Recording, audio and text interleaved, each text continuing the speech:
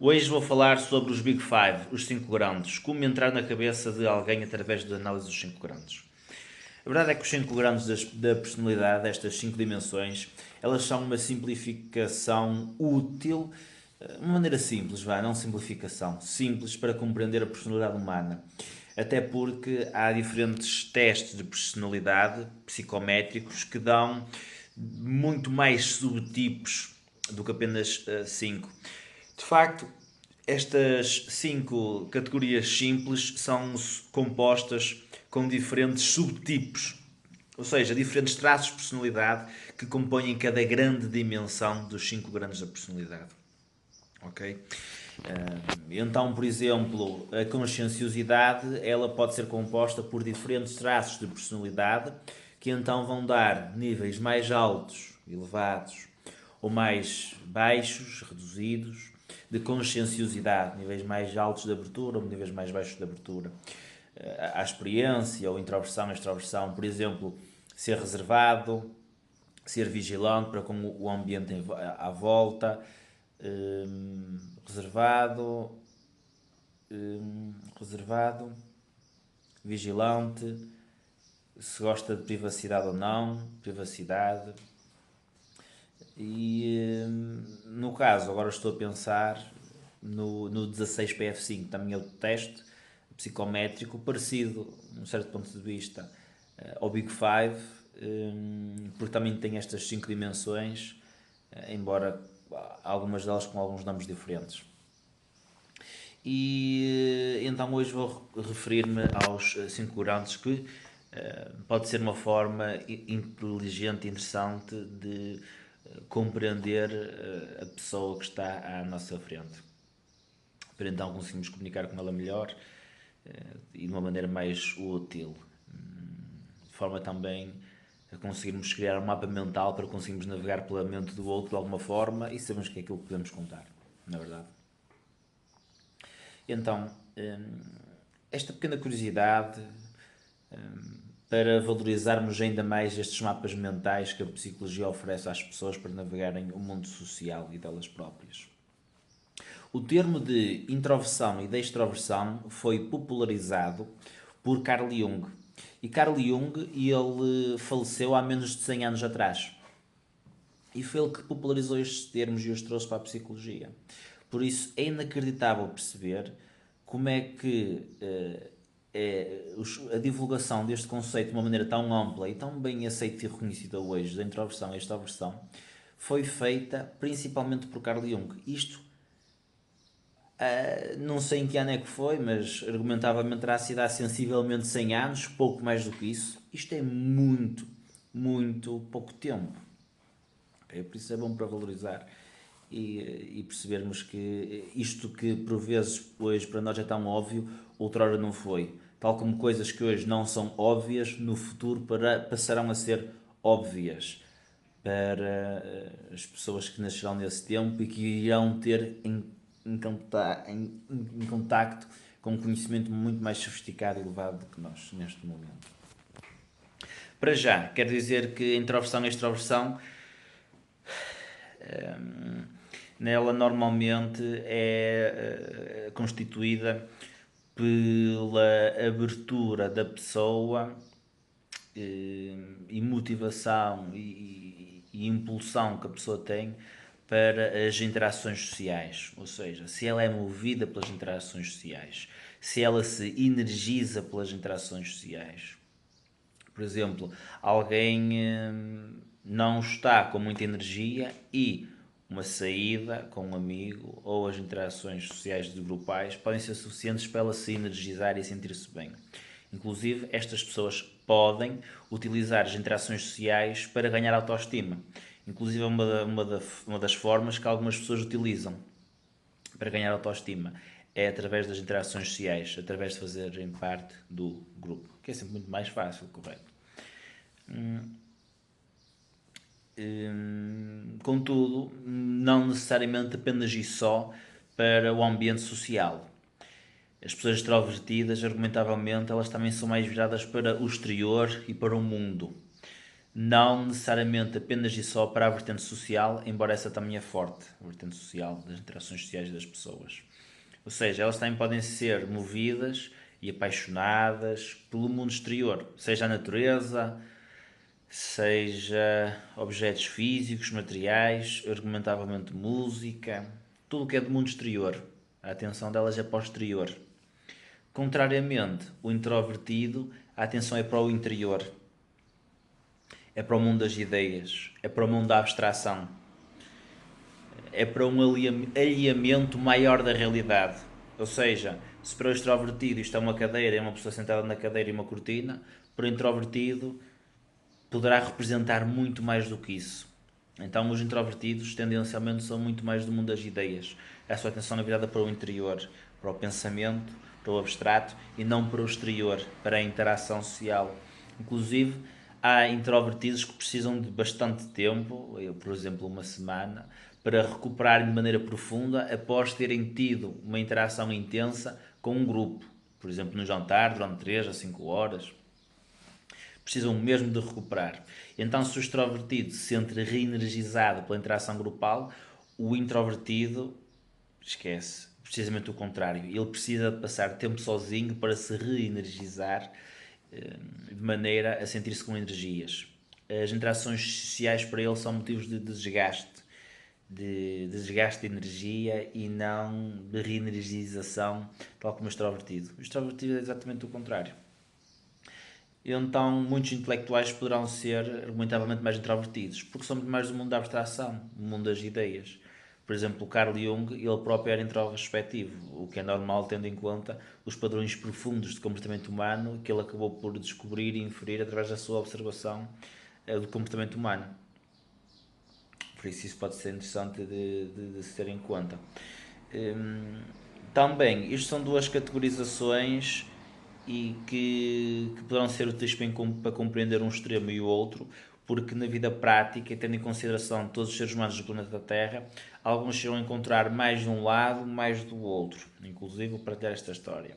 A Vanessa Van Edwards é uma investigadora científica de comportamento humano. Estuda expressões faciais, microexpressões, interações sociais e ela interpretava expressões faciais neutras como de raiva. Então, para ela, as interações sociais traziam-lhe muito sofrimento, porque ela estava constantemente a interpretar as expressões faciais neutras do outro como negativas, como de raiva. Isso causava-lhe muito sofrimento. E se bem me recordo bem, ela também era uma introvertida. Aliás, para ser mais preciso, ela, nas palavras dela, era uma social awkwardness. Social awkward. Ela era embaraçosa socialmente, porque não sabia o que fazer, o que dizer, simplesmente não sabia. Por isso é que eu estou a dizer que ela é introvertida, mas eu acho que já ouvi uma vez dizer que ela era introvertida. Isto para dizer o quê? Que ela não tinha qualquer tipo de competências a nível de interações sociais. E ela foi estudar precisamente as interações sociais, as expressões faciais, tudo o que é o não verbal, a gesticulação, o bater de pernas, o apontar dos pés, todo esse tipo de coisas, para e então ela saber como se comportar nas interações sociais. E hoje, se você for ver o canal da Vanessa Van Edwards, ela é uma expert mundial a nível de comportamento humano, na sua área de pesquisa. Inclusive lançou um livro muito bom também para quem quer melhorar e desenvolver as suas habilidades sociais, chamado Captivate. Até faz um plano de quais é que são os melhores sítios para abordar alguém conhecido, qual é que é o melhor tema para introduzir a conversa, como dar follow-up à conversa, segmentar a conversa, como fechar, tudo impecável. Até a apresentação, acredito que lá diz. E como ler as expressões faciais. Ou seja, ela diz isto: o introvertido pode se tornar bom a aparentar ser extrovertido quando ele sabe exatamente o que fazer durante as interações sociais. Ou seja, a pessoa introvertida vai muito para as interações sociais, desgasta-se imenso. Okay? Demora uma semana a recuperar. Eu lembro que foi uma convidada ao Flexcast que ela partilhou isto. Acho que o nome dela era Ana, era marketeer, tinha a minha idade, sensivelmente, bem 25, 26 anos. Ela dizia que depois de interações sociais de grupo precisava tipo de uma semana para recuperar, porque tirava a energia toda.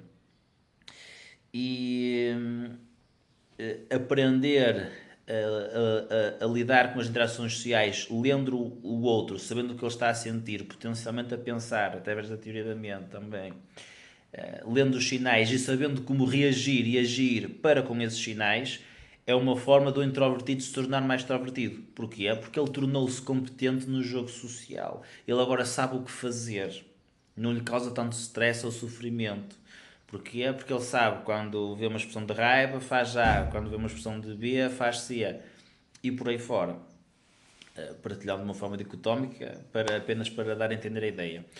Ou seja, esta é uma perspectiva prática, no sentido que o introvertido pode ganhar as competências do extrovertido ao estudar, sabendo como e o que utilizar na interação social para obter aquilo que ele quer. Seja diversão, boas interações sociais, emoções positivas, integrar-se no grupo. E apesar de não ser alguém que vai ser nato ou um nato extrovertido, pode ser um introvertido barulhento ou um introvertido extrovertido. Há várias pessoas, tal como eu, que inatamente foram introvertidas e que hoje têm as competências de um extrovertido, socialmente falando. Uma boa forma é estudar as expressões faciais, estudar tudo o que é comportamento não verbal para sabermos como interagimos nas interações sociais, sabendo com consciência o que é que está a passar e sem nos passarmos dos carretos, porque estamos a ver já no mundo da abstração. Como estava a ler aqui no livro do 16PF5, um teste psicométrico, aliados da realidade. Porque os introvertidos fazem isto, né? Ficam aliados na realidade, potencialmente a fazer inferências sobre o que é que poderá estar a acontecer ou não. E introversão, também há algumas pequenas correlações com baixa autoestima, mais emoções negativas, experienciar emoções negativas, ou seja, neuroticismo. Embora argumentavelmente não seja uma regra, também diz um pouco daquilo que está a ser um introvertido. Pessoas com alta autoestima, por exemplo, há uma correlação de pessoas com alta autoestima com baixos níveis de abstração. Okay? E novamente, claro, a interação com o grupo é sempre muito mais fácil para obter alta autoestima também, de uma forma mais rápida. E consequentemente também por isso é que potencialmente se pode entrar em alguns ceticismos narrativos, descartando todas as outras retóricas que não as do grupo. Afinal, a autoestima está muito dependente do grupo, neste caso. E por isso é que também não gosto muito do termo autoestima sequer. Sinto que é uma coisa bastante artificial. Contudo, bem, estou na psicologia, tenho que me adaptar aos temas, habituar aos temas, na verdade. Porque eu acho que é mais uma ferramenta clínica do que uma coisa que devemos utilizar no dia a dia, mas pronto, lá está, é prático, pronto. É mais uma coisa que anda na sociedade, tem o seu papel. Conscienciosidade é o traço de personalidade que coloca o indivíduo mais predisposto a ser metódico, sistemático, a definir metas e objetivos e a dar continuidade a eles, comparativamente a alguém que iria definir objetivos, mas não ia dar continuidade a eles. Então, esta pessoa tendencialmente também é mais resiliente, porque tem o seu objetivo, aparecem dificuldades, ela procura maneiras de os ultrapassar, ela é metódica, sistemática, então ela pensa em avanço, o que é que poderá vir a acontecer, preparando-se para isso. Ela também tem tendência a ter mais disciplina, ou ética de trabalho, se preferir. E são pessoas também tendencialmente mais organizadas, e por isso você pode perceber também aqui como é que há pessoas que podem ter diferentes níveis de conscienciosidade. Traço de personalidade de organização é diferente de traço de personalidade de ética de trabalho ou disciplina, e também de dar continuidade aos seus objetivos. Não é? Porque há pessoas que podem estabelecer os seus objetivos e estarem-se a borrifar para a organização de uma forma ou de outra e ser mais espontâneos. Não é? Uma característica que está mais associada à abertura à experiência, à espontaneidade, que já lá vou. Por isso, alta conscienciosidade é isso. Baixa conscienciosidade será um pouco o oposto disto que eu partilhei, não é? Que também há uma correlação entre baixa conscienciosidade e maior espontaneidade, claro. Consequentemente também abertura à experiência, diria eu. Porque abertura à experiência é precisamente, de certa forma, não necessariamente, mas para algumas pessoas sim. Lá está, os 5 grandes captam algumas parcelas da população, contudo não é tão complexo quanto analisar traços de personalidade mais específicos, como organização e outros. Já falei aqui, privacidade, vigilância, estabilidade emocional, enfim. E então a abertura à experiência é o quê? Pronto, a abertura a novas ideias, podemos argumentar que é o oposto de alguém ser conservador nas suas ideias. É preciso fazer desta forma, apenas e só, mas é arraigado a uma maneira específica de fazer as coisas ou de ver o mundo. A pessoa aberta à experiência, então ela tem tendência a ser muito mais, diria eu, liberal ou progressista. Porque é uma pessoa aberta às ideias. Podes falar da coisa mais abstrata do mundo, mais estupidificante no bom sentido, no sentido comparativo com uma pessoa normal, e ela vai dizer: uau, faz sentido, uau, percebo, uau, que interessante. Por exemplo, falar em telepatia. Se há investigação científica em telepatia e percepção extrasensorial que há, a pessoa, por ter a experiência, vai estar interessada, vai estar disposta a ouvir, pelo menos, e não vai negar ou ser cética. Alguém com baixa abertura à experiência, tendo em conta o contexto socio-histórico que nós estamos neste momento e sociocultural, ela vai ser mais cética. O quê? Como é que é possível? Aposto que isso é banhada, como é que é possível? Não podemos tirar esse tipo de conclusões, vai ser muito mais cética. Por isso as pessoas com abertura à experiência tendencialmente são muito menos conservadoras. O que é que eu posso dizer mais? Abertura à experiência. Quanto mais abertura à experiência, tendencialmente mais criativo e artista a pessoa é. Por isso, artistas tendencialmente são muito abertos à experiência. Consequentemente, também eu diria que eles têm tendência mais fácil para absorver o mundo e as emoções do outro, compreendendo o mundo deste, por isso é que são abertos à experiência, conseguem facilmente compreender o outro, também, embora há aqui algumas divergências argumentativas potencialmente. Então já observem o mundo e, claro, depois procuram transferir aquilo que absorvem do mundo para a arte de alguma forma ou de outra. Ok? Assim, de uma forma generalista. E ainda mesmo assim, útil.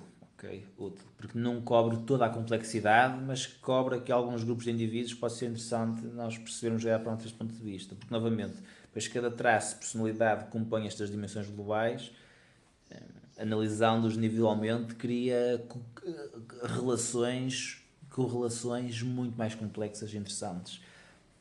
Para prever comportamento, identificar comportamento, compreender comportamento, descrever comportamento e, acima de tudo, talvez, prever comportamento. É interessante. É interessante.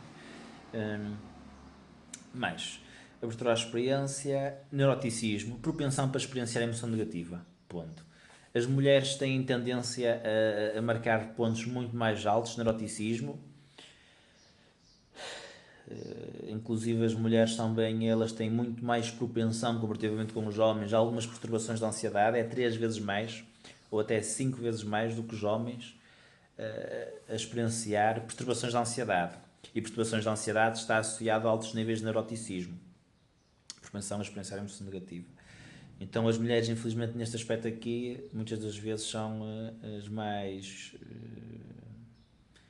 prejudicadas, se eu prefiro colocar assim, porque, bem, experienciar emoção negativa tem a sua utilidade, contudo ter perturbações de ansiedade não é útil, não é?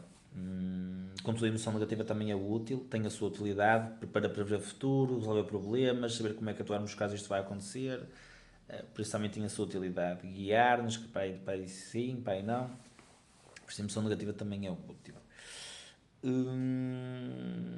Eu sobre a emoção negativa, neuroticismo, não tenho muito mais a dizer neste momento, sinceramente. Propensão para experienciar a emoção negativa, ou seja, ansiedade, preocupação, tendência para percepcionar estímulos do ambiente como perigosos, hipervigilância ou vigilância, sentem mais níveis de stress, mais unidades de stress por estímulo, tendência para interpretar os estímulos ambientais como mais perigosos, tendência para entrarem mais em hipervigilância e terem respostas psicofisiológicas coerentes com a ativação do sistema nervoso autónomo simpático, ou seja, o sistema de luta ou fuga mais facilmente perante estímulos ambientais. Podemos entrar aqui numa história narrativa de como é que isto poderá estar correlacionado com a história dos nossos ancestrais, de que alguns poderiam ficar na caverna e outros poderiam ir caçar, e até o papel da mulher e do homem, historicamente falando, na nossa sociedade e cultura, não é? Porque um era o papel protetor e o outro era o papel protetor de outra forma. E o mundo, historicamente, era muito mais perigoso para as mulheres, certo? Correto?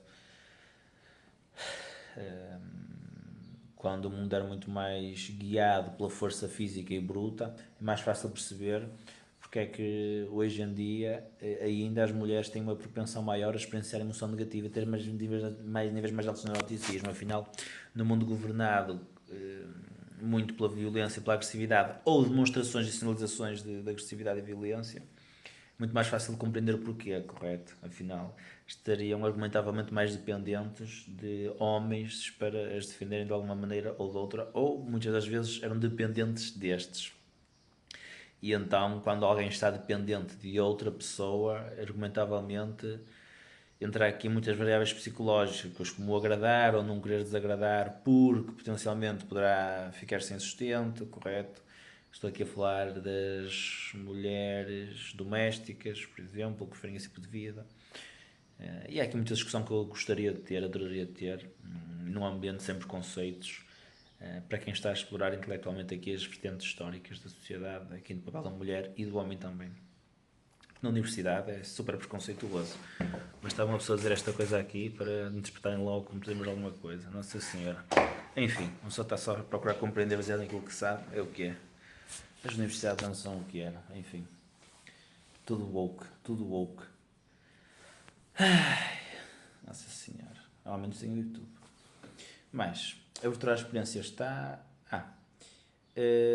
não está ao contrário da abertura à experiência, que seria alguém mais conservador, mais fechado a novas ideias, mais arraigado a costumes, tradições, a maneira antiga de fazer as coisas. Por isso, tendencialmente essas pessoas, argumentavelmente, poderão ser mais à direita